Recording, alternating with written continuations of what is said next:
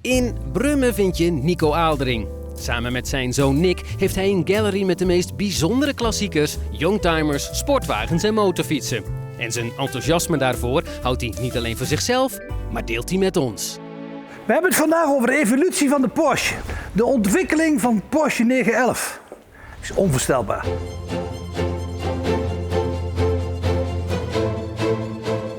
Ik geloof niet dat er een merk is wat in 60 jaar vastgehouden heeft aan het concept.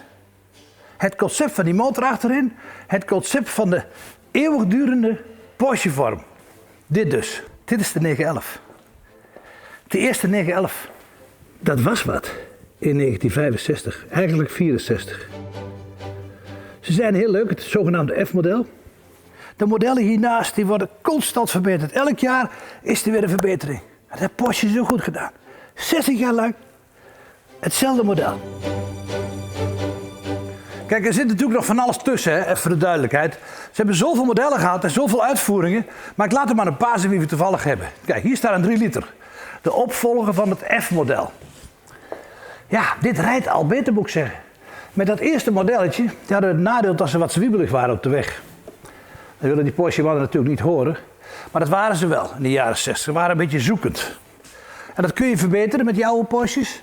Door een andere wielophanging en bla bla bla bla bla. Dit rijdt dan veel beter. Dit is al een hele ontwikkeling. Van een 3 liter ga je naar een 3,2. Dat vind ik misschien wel de fijnste echte klassieker nog. Die 3,2 die heeft wat meer power. Dit is natuurlijk een fantastische auto. En dat vind ik een heel mooi, want die heeft nog die mooie klassieke jaren 60 lijn. Hier is nog niks aan veranderd. Ze zijn op een gegeven moment ook wel een beetje vreemd gaan doen hoor. 924, 928. Maar het heeft nooit het succes gehaald van de aloude 911. 88. Weer een stapje verder. Weer een stapje sneller. Dat is toevallig een cabriolet. We hadden het over de coupés overigens. Kom, ga verder.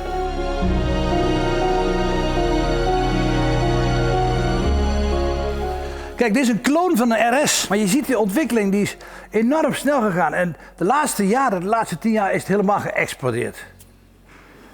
Er moet er nog eentje tussen, want die hebben we ook nog, maar die moeten we tussen hebben. Dit is de 964 Turbo. Ja, dat is weer een geweldige sprong vooruit. Supersnel. Het is gelukkig handgeschakeld, dat maakt hem heel erg interessant. En dit is echt weer een collectors item. Dit is een auto die wordt niet gekocht voor iemand die er dagelijks mee gaat rijden of tante Beb mee mag rijden. Nee, nee. Dit koop je als collectors item. Dit rij je af en toe. We zijn al in 2008 beland. Daar staat hij. 3,6 GT3 RS. In een waanzinnige kleur, oranje, prachtig. Ja, jongens, moet nou eens kijken wat die mannen maken.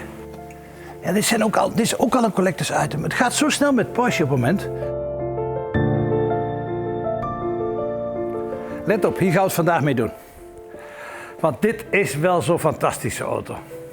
GT3 992 van 2023. Het leuke is, ze hebben zich altijd bezig gehouden met hetzelfde concept. En dat is knap. Dat is gewoon knap. Dat is gewoon knap dat je nog steeds datzelfde model uit kunt breiden. Dat je meer dan 60 jaar lang een motor achterin hebt. De 911 is altijd nog steeds het succesnummer van Porsche. En waarschijnlijk zal het ook nooit veranderen. Ik hoop dat het nooit verandert.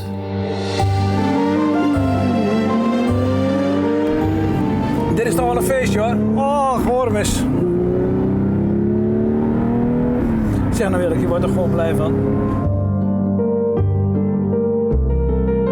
Die Duitsers hebben gewoon weer een versnellingsbak. Gewoon een 6-bak gemonteerd, zoals het hoort. Och, dat is toch fijn. Kijk, terugschakelen, dat kan allemaal. Lekker racen, mooi man. De hond is er zelfs mee eens. Oh, het is maar goed dat we geen mensen hebben die nu met aan het fietsen zijn hier.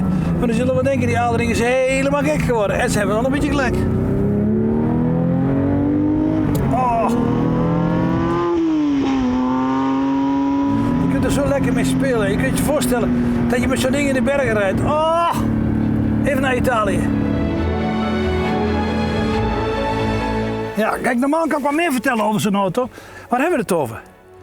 Tuurlijk is hij dikker, breder, veiliger. Hij is alles geworden, maar uiteindelijk gaat het hier om het iconische model Dit, zoals een kind hem tekent, dat is er nog steeds. Beste meneer Porsche, blijf met je vinkjes van het model af, want het is fantastisch.